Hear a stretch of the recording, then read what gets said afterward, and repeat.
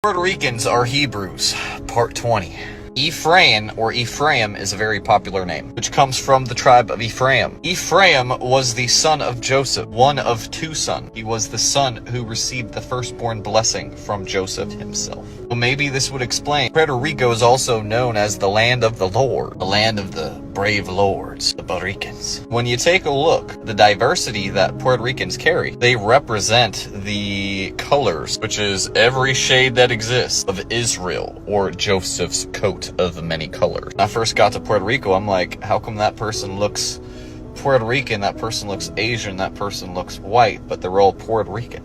But keep in mind that the term white and black, they didn't even exist until after the 1500s. At the end of the day, you're either more copper color, more swarthy, or less swarthy. And Puerto Rico has every shade of swarthy that exists on the planet. The ethnicity and the history behind Puerto Rican doesn't just occur or happen around 1492. However, a lot of it and the mixing did happen during that time and since that time. Remember that the world used to be ruled by the Con and the Cons. This is why we have Puerto Rican, American, Dominican, Mexican, African. Con equals king, priest, or ruler, because back in the day you had to study the Torah before you could become a king. And these kings, through the biblical law, through the Torah, through the Tanakh, they were able to establish this order that's under Melchizedek that will last forever. Now remember that Ephraim can also represent all of Israel. They can also represent a specific tribe or specific descendants of that tribe,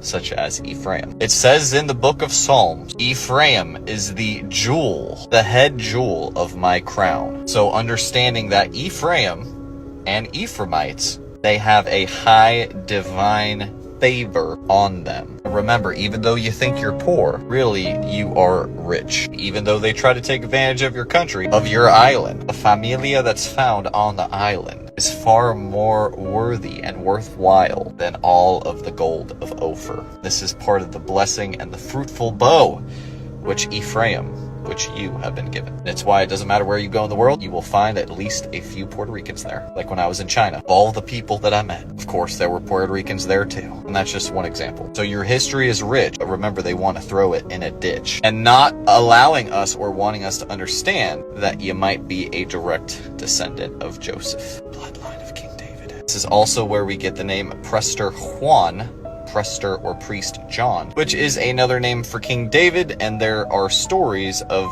Priest or Prester John, Juan, ruling around the world.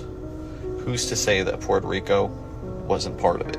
Puerto Rican, Mexican, American, and don't forget about our African brothers and sisters, because we all used to be in the unity found in community, which is what America has forgotten.